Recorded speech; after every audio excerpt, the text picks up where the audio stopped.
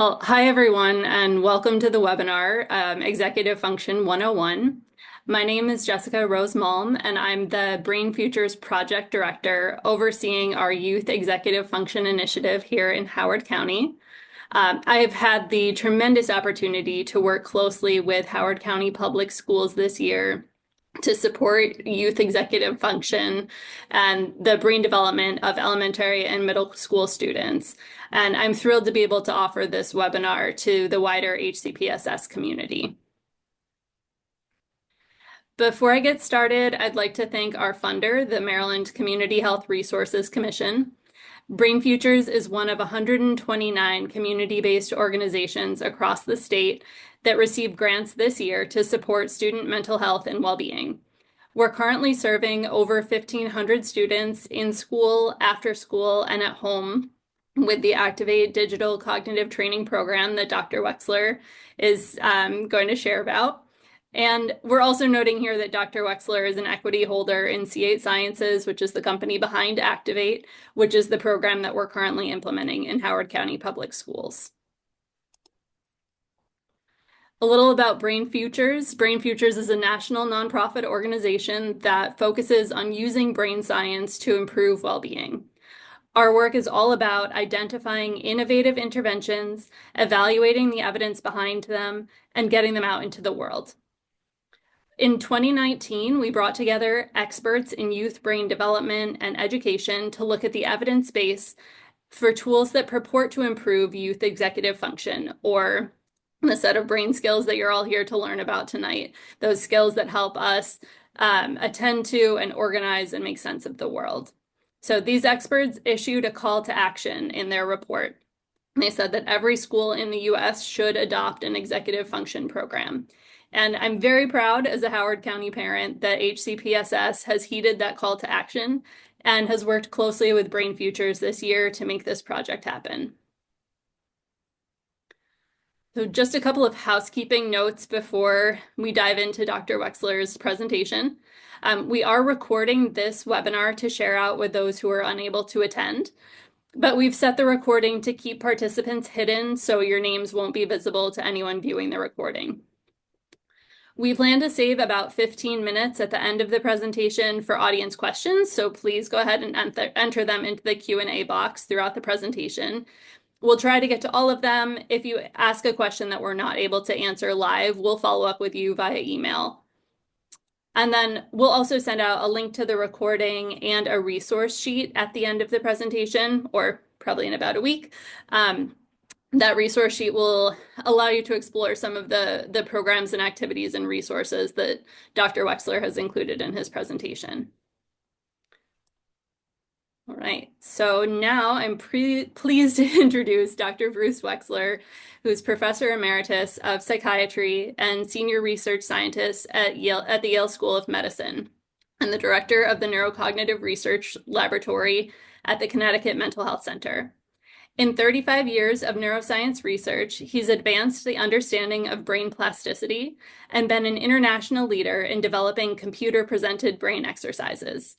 Dr. Wexler holds a bachelor's degree from Harvard University, an MD from the Albert Einstein College of Medicine, and training in psychiatry at Yale University. He's received multiple highly prestigious research grants from the National Institutes of Health and private foundations, including a Career Scientist Award and grant for paradigm-changing medical research from the director of the National Institutes of Health. So I'm going to switch over and let Dr. Wexler share his slides and dive into his presentation.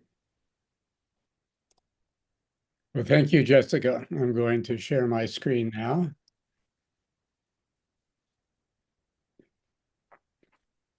And move it into slideshow from the start. So is that everybody see that, or Jessica and Bess? Yep, looks good. Welcome all of you. It's also, I want to echo what Jessica said. It's a pleasure and an honor to be working with the Howard County Public Schools and with the BrainFutures team, all of whom are clearly committed to improving the well-being of the children in Howard County and improving their academic outcomes and later their full life outcomes and pleasures in life. The topic today is executive cognitive functions, and I'll define what they are. I'll talk about how they develop, why they're important, how when children have executive function challenges, it can affect the whole family, and some things you can do about that for your own well-being as parents, how you as parents can promote development of the executive functions of your children at home, and then talk some about the program Activate that Jessica described that has been implemented with thanking here the state legislature of Maryland providing funds for innovative and new programs in the Howard County Public Schools. So what are executive functions and how they develop? Well, they're a group of thinking or cognitive abilities that are essential for managing information and managing oneself. They include self-control, focused attention, cognitive or thinking flexibility, and memory. They're important in many aspects of daily life. They're necessary to manage time, to resist distraction, to switch attention from one thing to another, to adjust actions as needed to get the job done, to focus and maintain your attention, to control yourself, and to remember what you're doing and how to do it.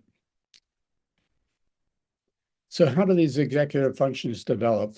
They develop through interactions with parents and activities in the world, because what we're talking about here is actually development of our brains as children. And our brains, human brains in particular, are particularly responsive to input from the environment. And that means from other people, it could mean from school, it can mean from TV. Input from the environment actually shapes the structure and function of our brains. This is called neuroplasticity, and it's more important in human brain development than any other animal. And interestingly, importantly, humans are the only animal that shapes the environment that shapes our brains. And parents shape the environments of their children, and schools are a way that we collectively create experiences in the environment that are deliberately designed to help develop thinking abilities as well as knowledge. So how do children incorporate these inputs from the environment? What are the mechanisms that we would recognize in ourselves for the environment to have such a deep and profound influence on us? Well, imitation is the first thing, and I'm sure you've seen how your children will imitate what you do, sometimes in funny ways when they actually happen to copy a particular word you use or an expression you have. They also develop, executive function skills develop by parents providing explanations of things. And this comes up often around the issue of discipline. Studies have shown that a discipline style that some parents are pushed into because of their own stresses in their own life, and it's just too much, and they don't have time and calmness within themselves to discipline a child with an explanation of things rather than simply anger and instructive, not do this or not do that. These skills develop in the course of normal conversation. Turn taking is a unique thing actually for human beings when they've taught chimpanzees to use symbols so that they can actually communicate as if they are in conversation with other chimpanzees. Guess what? They keep interrupting each other. Each one just wants to say what's on their mind. And so turn taking is something that's special to human beings, and it involves focused attention and self-control and inhibition. Children actually develop also their language skills when the people around them speak to them with a more varied vocabulary and with longer sentences and with logic included in the conversation with the child. Structure and regularity in their lives is also important for developing the structure and regularity and control within yourself. Could be regular bedtime, regular homework time, regular playtime. And then this is a challenge for all parents to be attentive to where their children are in development of executive functions and other abilities.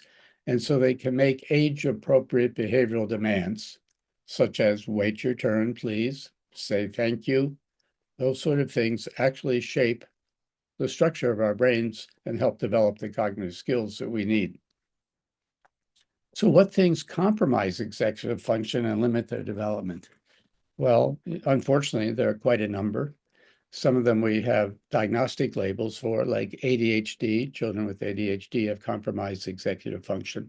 Children on the autism spectrum, children with sensory processing disorders, dyslexia, learning disabilities, but also trauma and stress in the life and environment, adverse childhood experiences affect the way the brain develops, especially the brain parts that support executive function, but also the ability for the child to incorporate the types of information that comes in through imitation, explanation, etc.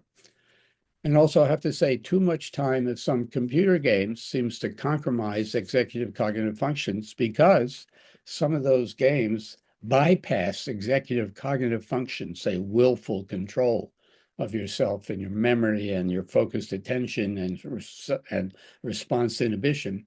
And they're constant stimulation instead. And it actually activates parts of the brain that can be more associated with substance abuse than they are with self-control and executive function. It's a complicated area because for parents, because you don't know for sure which types of games are going to have which effects. But the game companies, unfortunately, do know what they can do to get children to want them to do them over and over and over again. And most often, they're not trying to get the children to develop their own internally generated self-control and attention. An example of the effect of stress was on executive function in children was what happened during the COVID epidemic, and families were stressed. Family members died.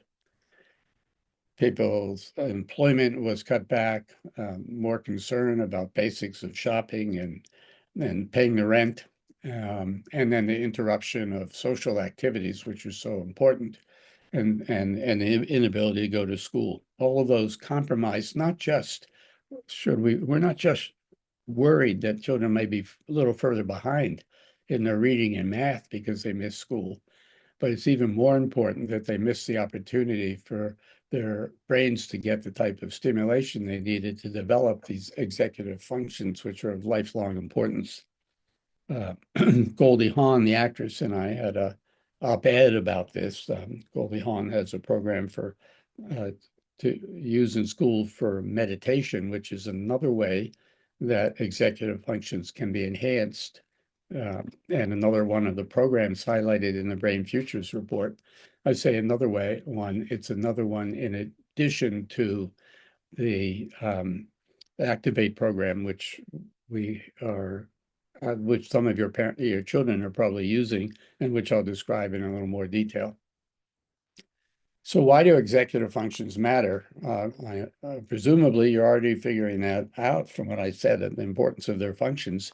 But let's talk about actually learning in school. Here's a quote from a teacher who said, "I'm expected to meet all of these academic milestones with students who cannot sit still or are unable to listen and forget what I taught them 5 minutes ago." The way I describe that is that you can't pour water into a bottle when the lid is closed.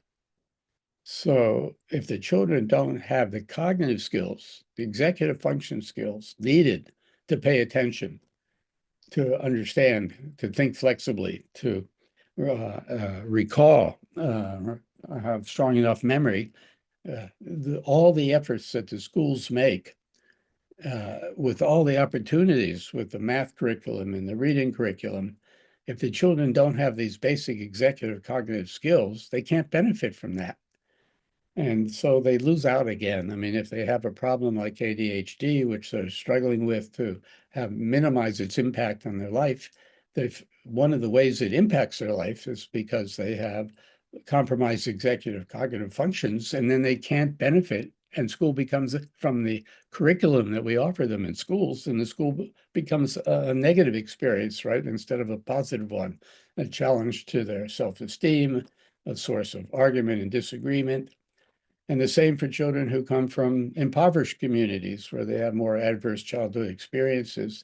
they come to school without the executive cognitive functions developed that are needed to succeed in school, and they lose out a second time.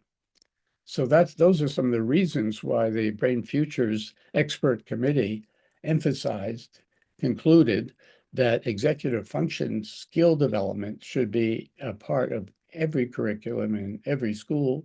And in fact, there are programs that have been shown through research to be evidence-based in their ability to improve executive cognitive functions. Activate is one of the ones that was identified by that expert committee at Brain Futures, and that Howard County Public School leadership has made available to, at this point, as Jessica said, about 1,500 children in Howard County Public Schools.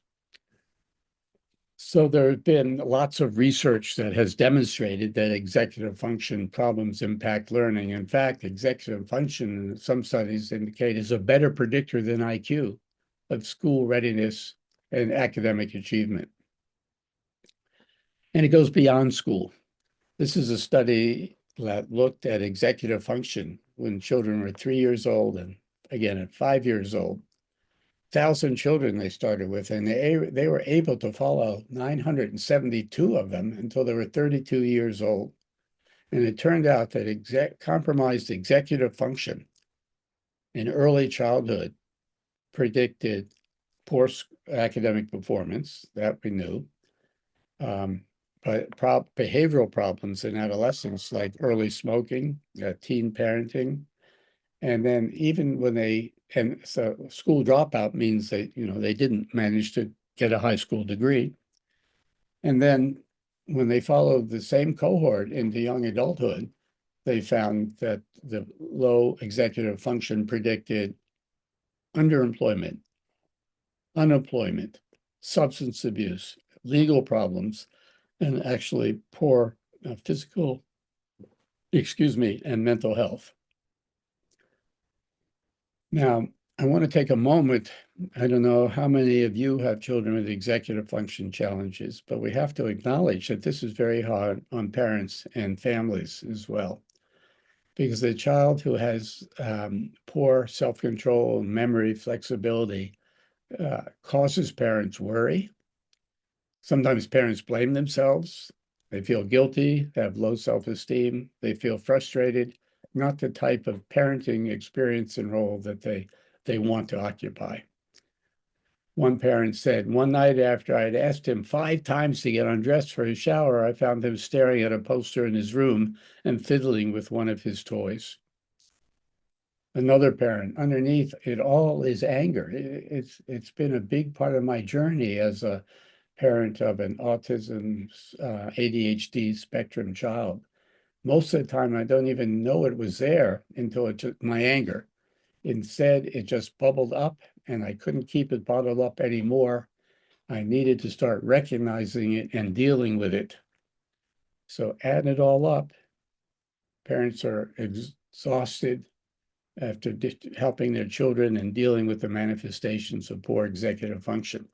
And research studies have confirmed, these are multiple studies comparing parents with children who were typically developing in orange bars and children who had a diagnosis on the autism spectrum. And the blue bars are higher in all of these studies. And these were measures of stress in the parents. So one of the things you can do to help your child develop their executive functions better is to help yourself first. And little things can help have a big effect on how you feel. So you know best, what would be the things that maybe would make a difference to you that you can try out. And if you're in a position where you could ask a partner or even some older children to give you something, I mean, might it be 15 minutes of just quiet time after dinner? 15 minutes for yourself for an extra shower or bath, or to meditate or do some stretches. One night to be able to go to bed early or morning get up a little later, 20 minutes for a walk outside. Take care of yourself. And research shows that positive thinking and mindfulness or meditation training reduces stress in parents who are experiencing stress.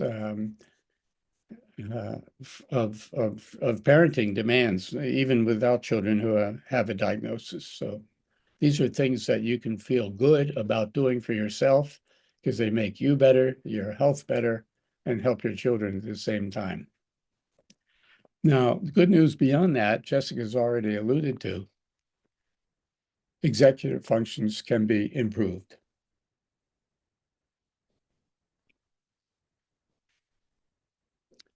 So there's some things that you can do as parents to promote the development of executive functions at home. Some of them are building executive function things into everyday activities that you do with your children. So if you do laundry, after you do laundry, you might ask your child to help you sort the laundry by type of clothing or color or family member, put them in different piles.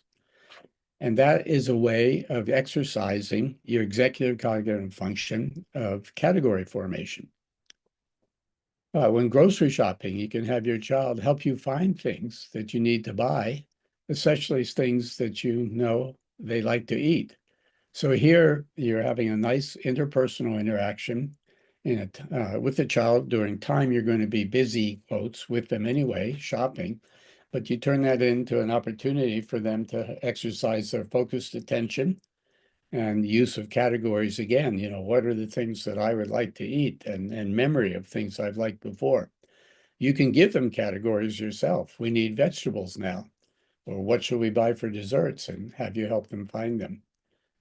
And then you can help them make the shopping list, carry the list, and check things off. Because if a child has problems with memory and attention, they can use what grown-ups can as well, what we call external memory aids. So making a list ahead of time. And of course, we've learned that many of us going grocery shopping, when you don't bring the list, you think you'll remember things. And when you remember them after you got home and it's too late to buy them. There are other things you can do when you're in the car or walking outside, like say, well, who can spot a green truck first, or something that has two wheels, or a certain type of car, make a game out of it. Um, or you can look for other things. How many cars can you find? How many hats can you find that people are wearing? So this is definitely a focused attention task and a working memory task and use of categories. So this idea of planning and reminder lists is such an important one. When I single it out and mention it again, there are different ways you can do it. You can make a schedule for the day or afternoon or evening. And a child who has executive cognitive function problems for a reason that can be only partially remediated or fixed. Say they have ADHD and they're getting help with it. They have a learning disability and they're getting help with it at school, but they're still going to have to live with certain limitations that we all might wish they didn't have. But teaching them how to use strategies and external aids to compensate for those things can be of lifelong value to them. So the idea of planning a schedule just organizes, that's the structure of how you interact with the world. And make it simple to start with. Start with just 3 items. What should we do with these 3 items? Make a schedule and write them down. And then you can add more detail or longer periods of time gradually. Again, being attentive and aware to what your child is capable of, right on that level of where it's a challenge, but not impossible. You want them to experience success, but a little bit of a challenge. And you should be comfortable filling in and helping them if they start. Oh, we got 2 here, like you make a third. Do you want me to give you a third item? Okay, how's this one? Do it interactively and then progressively hand more and more of it over. Ask them to make sure, what do we have to do to get ready for school in the morning? Let's see if we can remember what those are. And what do I have to have my backpack for school? These organizational things are very practical and very important, especially for kids who have problems with executive cognitive function. And then you can, as the child becomes older and more capable, you ask them to make the lists all by themselves and just bring them to you to check. So you can see the progression here from simple and age appropriate and individual child appropriate, what they're capable of doing. and then challenge them just a little bit in a supportive and non-critical way. And then you can play games. And these are, I think, some of the more fun things to do, but and we actually have them as part of the program in the classroom, not this particular game that this picture looks like, but we do include games and physical activities as well as computer exercises. And one of the other programs that BrainFutures identified as being evidence-based is one actually for preschool kids, developed by an expert in executive function named Professor Adele Diamond. The idea of having children pretend and imagine develops these executive functions, abstract thinking, cognitive flexibility. So a child can pretend to be a teacher or a singer or a policeman or a parent. And many of them want to do that anyway, and they shouldn't be made fun of or discouraged. Or you can play games. You can use things where they can be the child for a while. They can be yeah, I'm laughing because I just spent a couple of days with my 2.5-year-old grandson, and he happens to love looking at these underwater video of crabs, these little crabs, and there are like thousands of them in a giant um, skate comes floating over top of them, or a stingray or a giant ray comes floating over the top of them. So he constantly wanted to play crabs and wanted us all to get down and walk in a crab-like way, which is obviously much easier for him. But then we were able to talk about, he's a little crab and we're the big crabs. And then when he was telling everybody what to do, I said, "Are you the boss crab?" And he said, "Yeah." So that's a type of example of play games where they have different roles that they experiment with. And then you can use things to represent other things. That's abstract thinking and imagination. So if you want to make pretend you're calling each other on the phone and use a water bottle as a phone, or a magazine as a restaurant menu, or put something on your head like in this picture. As the children get older, you would like them to help create the game. And this again is in the curriculum that has been shown and as reported in the BrainFutures study group to work, evidence-based, we call that. Older children can create a play for the family and assign roles. So then they have see, now that they're creating the structure, the imagination, and the organization all from within. And it gets to even strengthen these systems more. Playing a musical instrument, certain physical sports, dancing, martial arts. These things require your executive functions. And so we can certainly see how attention and memory is relevant when you're learning to play a musical instrument. Music all by itself seems to have a pro-development effect on the brain. And it's nice also for children who have certain types of disabilities, find a way for them to participate in music. Martial arts and dancing have a lot of attention and self-control to your own body. And team sports are particularly good, I think, because you're paying attention to a lot of information, and I mean, think about if you all watch the basketball season games now, how the players are processing so much information about their opponents, their teammates, where the basketball is, who to pass the ball to. All of that is a big load on working memory, on focused attention, distributed attention, cognitive flexibility.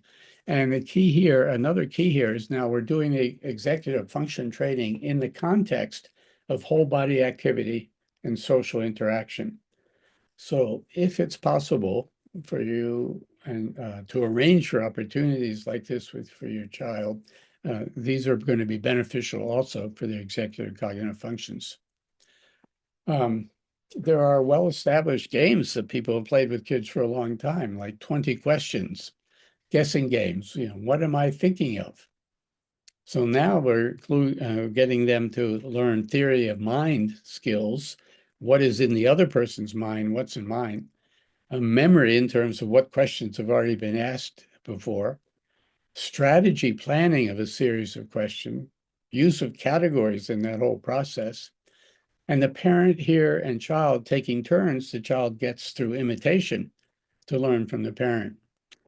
You can put with younger children, similar to sorting the laundry, you can take different objects like you see here pictured and have them sort them into different piles by different colors, or other things that happen to be different types of animals. Match a mother animal with the baby animal when you have cards with different pictures on them. All of these are good for developing these cognitive skills.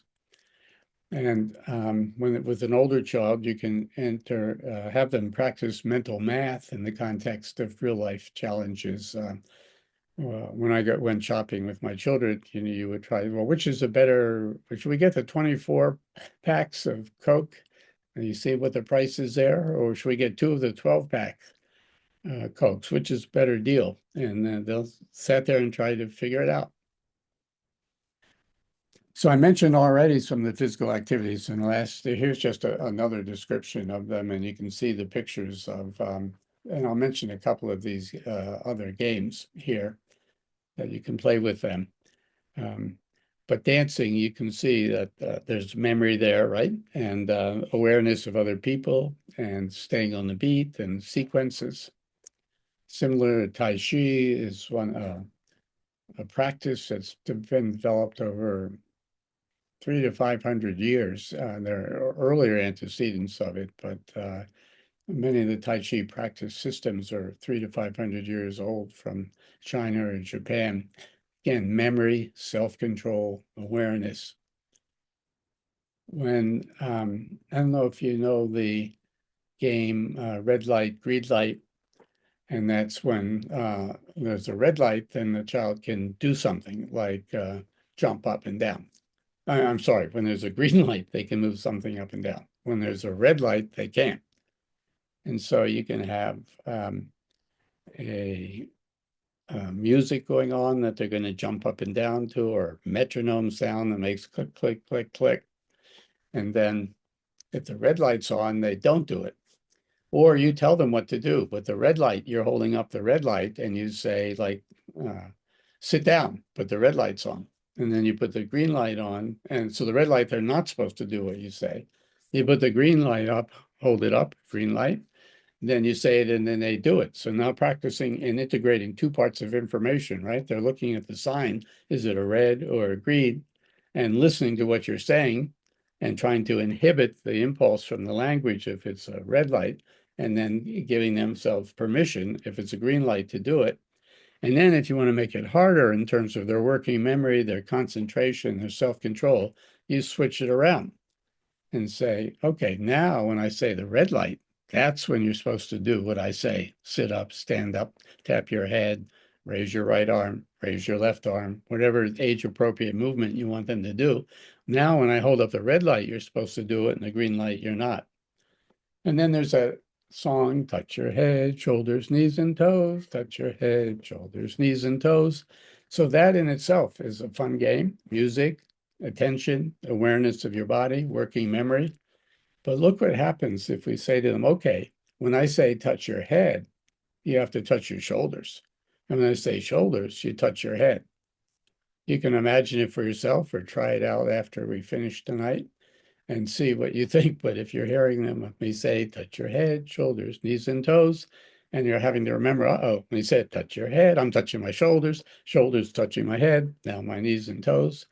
So these are things that you can build more complexity to, more demand to on a child's executive functions, depending on how old they are and what they seem capable of.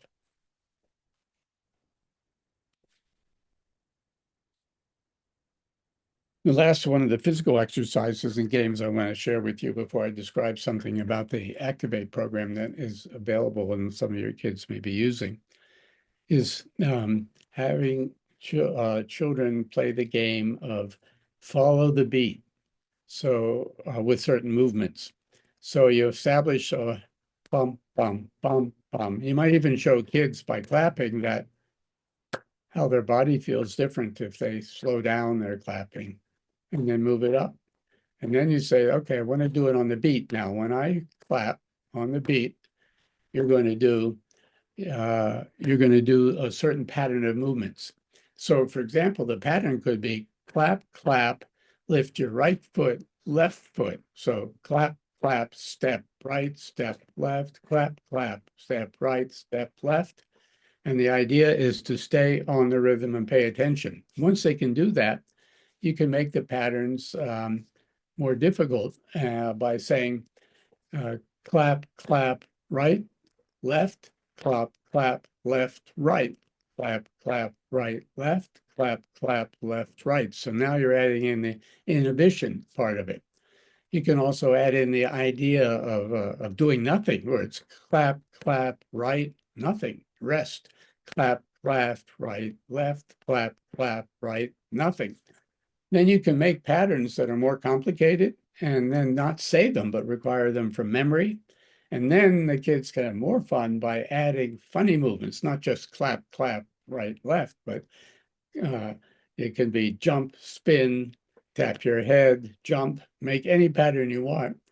And the other thing you can do is share the pattern between two people. This one I think is particularly good. So if we're doing even the simple one, you stand opposite your child, and first you're doing it together. Clap, clap, left, right, clap, clap, right, left. Then you say, okay, do you want to do the clap, clap, or do you want to do the step?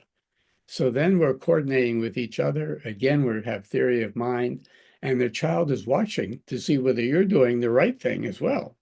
So that so you do the clap, clap. If that's the way the child wants it, then you do clap, clap, and they do left, right, and you do clap, clap. So you're sharing the pattern. So what I want to talk to you now about what the Activate program is, and that your children may be doing, and if not doing this year, maybe doing next year, depending on which schools in Howard County actually, implement the program in their schools. We also have this year option for uh, parents and children just to do it at home, not in school. And then we have a model where been in after school programs. And then also what we call a mixed model, where they might do it one time a week in school and two times a week, sort of as homework with the parents. So any one of those ways may become or may be available to you right now and your children. So Activate it's a three-part cognitive training program. First part are computer presented executive function exercises that look like computer games, but actually have been designed based on my own research and other people's research about how the brain develops and what these executive functions are. And then we're able to systematically engage different dimensions of executive function, and actually monitor while the children are doing it, how well they're doing, so the program can shape itself to each child's strengths and weaknesses and each child's progress. That's the advantage of the digital technology, that you can do things like that with individually adjustable for each user to make it at the right level of challenge and the right level of success, to figure out where their weak spots are, spend more time focusing on that to help them develop them. And also in areas that are strong, let them enjoy that, but then move them more quickly to areas where they need activity, where they need exercise to strengthen. The second part of the program are the physical activities, and I already described some of them to you and the general principle of them.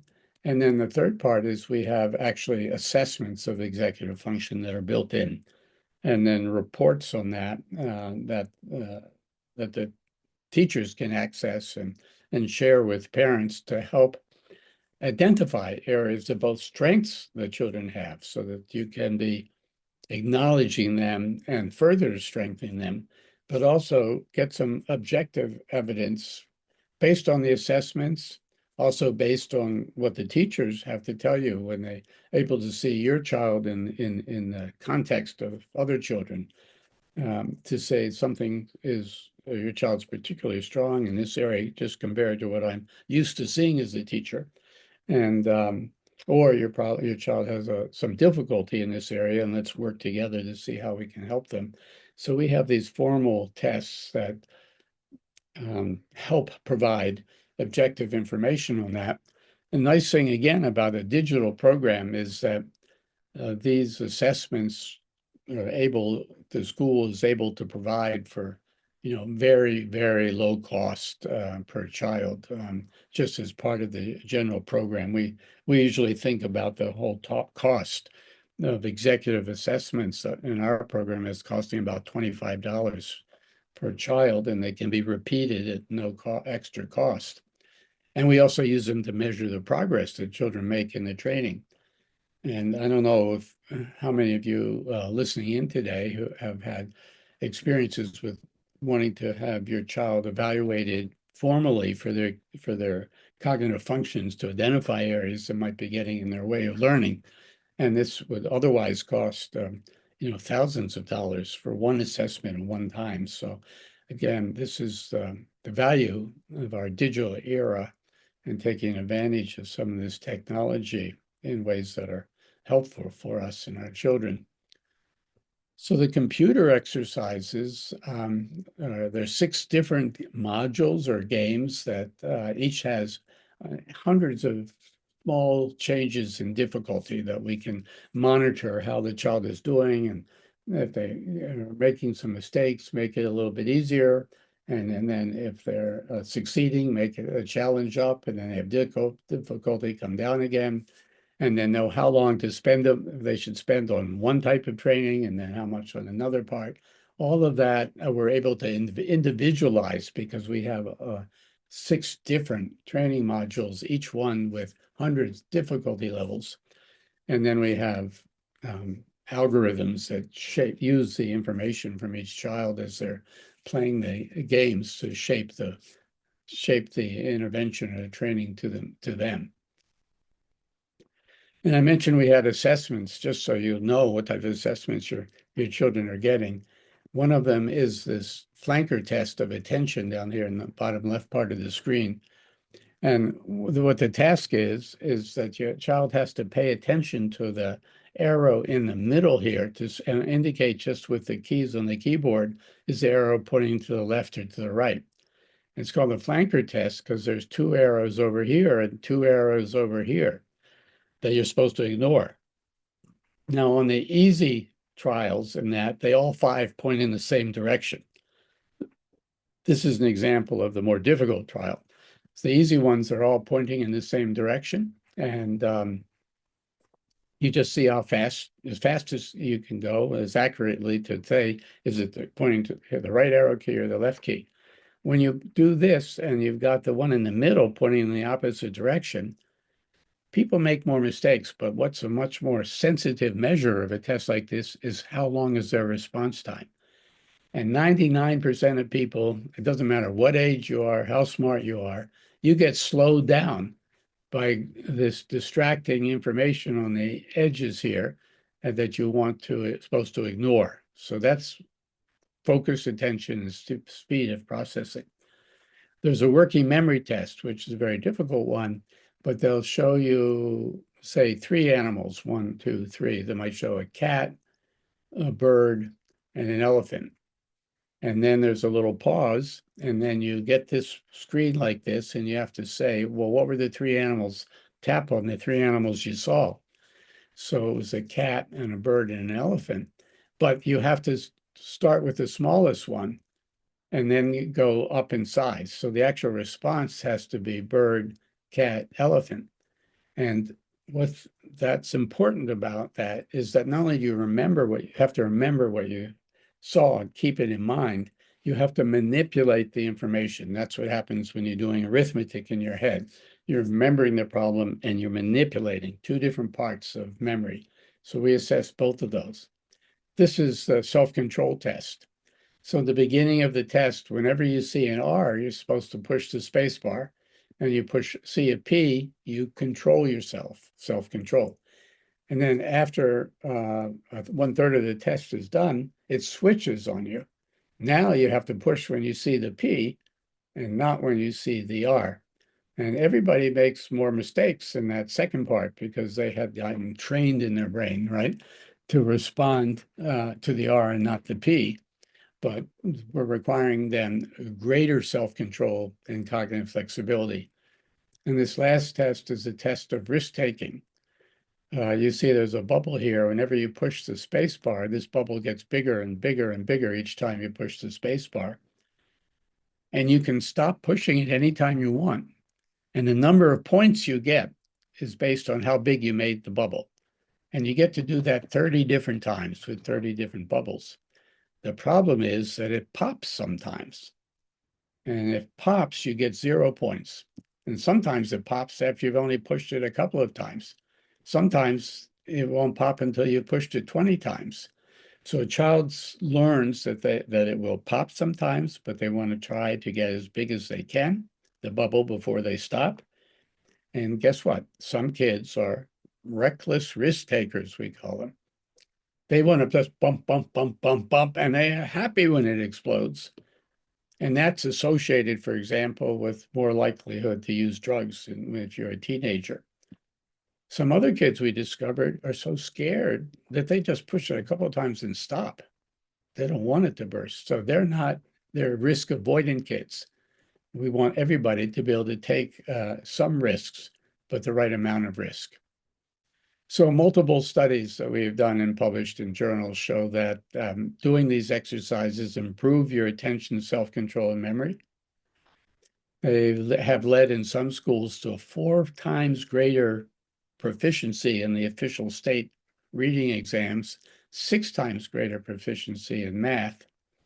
In another school, they showed that in second graders who did our program, compared to second graders who did not do our program, 2.5 times, the children were 2.5 times more likely to gain 1 year of reading in 1 year. Of course, we want every child to do that. And in children with ADHD, we found that it worked as effectively as medication in reducing the behavioral symptoms and also improved the executive cognitive functions. So let me stop now and see if there are any questions that have been entered. And I think Jessica will. Should I stop my share screen now? I think, Jessica. And You can leave your screen open. It's fine, or you can share it. Stop it. yeah, I Um, think. yeah, so if anyone has questions, you're welcome to enter them into the Q&A box. Um, I do have one just to get us started. Um, so I know you just talked about the Activate program and the assessments that are built into it, but for a parent who doesn't have access to that, how would I know if my child's having trouble with any of these skills? Or on the flip side, how would I know if they're really strong in any of these skills? Oh, that's a good question. Yeah. Well, when your children are young and they haven't gone to school yet, and you only have a small group of comparisons, maybe of a few cousins or a few friends, it's hard to know because young children don't have executive function skills at first. That's why we have to help them develop them. And that's why parenting is challenging for all of us and can be stressful, even if our child doesn't have a learning disorder or ADHD. So how do you decide that maybe it's an issue? Um, Part of it can be how you feel yourself. I mean, if you just feel really like it's just too much, then you might use that to try and get a perspective on it. And you might pay special attention if your children is with other children from the family. That'll be a first comparison group, right? So cousins, if you have play groups that your children are in. Now, as soon as they start going to some sort of organized educational setting, then you have a whole group of children of pretty much the same age. And the challenge is to, as a parent, is to be open to a teacher feedback, but also ask them, for some evidence and stuff, because the teachers have the whole classroom of comparison. And they also have several years of classrooms of comparisons of children the same age. So I think, yeah, I think those are the ways you have to do it. I'm also thinking, Jessica, we have maybe a small enough group. If I don't know if you want, if it can be people can raise their hands if they have questions they want to ask, and then you can unmute them or something. If there's a raise hand button on the bottom of the screen, right? Yep, there should be. So if anyone raises their hand and has a question, um, please let us know. Um, I do have another one that was submitted earlier. Sure, sure. All right. So, can you talk a little bit more? You spoke a little bit about particularly the academic implications of weak executive function, but can you say a little bit more about the social implications for kids who are struggling with this? Yeah.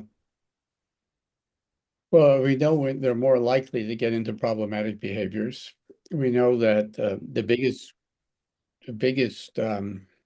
causes of morbidity or problems in adolescence are drug use, unsafe sex, and car accidents. All of those are risk-taking behaviors, poor self-control. Um, we know, unfortunately, if a child has a problem with executive function and it compromises their success in school, it alters their self-esteem, changes the peer group they generally tend to interact with to be with more likely to be interacting with kids who also have lower executive function and poorer school performance. So it affects it that way. Um, let me see if I mean, the parents probably, I mean, have ideas themselves about, with their child, how it seems to be affecting the interaction. Certainly if they're children that are interrupting too much, and can't be in a conversation. It's a problem, and children who can't control themselves, whether they want another child's toy, and they start wanting to take it because they can't control themselves and don't understand that. So I think that those are enough significant issues, actually, of the social sort in terms of who you end up associating with, more likely to use drugs. And then as you're older, you're more likely to have problems with employment that's going to influence your social life as well. Okay. Right. And then um, there was one more. Is is there a point in a child's development when it's too late to make a big improvement in executive function skills? Yeah, not in a child's development. And we're talking about, and then we get to adult development. So even young adults, I mean, we have the program for young adults too. And the brain remains neuroplastic all through your life. We have a program for older adults that helps maintain executive cognitive functions, memory, flexibility, self-control, because they also some of them start to get compromised when we get older. So there is definitely plasticity ahead throughout life. Earlier, the better, because the brain is more neuroplastic, changes more easily, but also they haven't developed some of the secondary negative sequelae we just described of poor executive function in terms of what it impacts their self-esteem, impacts the people they associate with, um, impacts their whole relationship to school about whether it's something they like or don't like, and then that limits their ability to learn. So you want to do it as early as possible, but no, it's no reason to think that it's not worth trying. And it may be when you're older, there are different ways to more more effective, they're more engaging for somebody. Um, so for example, an older uh, child might want to be in a dance group, and that can help them be physically expressive if they have to be a little hyperactive, but also disciplined at the same time to coordinate with everybody else and remember the steps and the sequence. I mean, that's quite a bit of executive function going on there.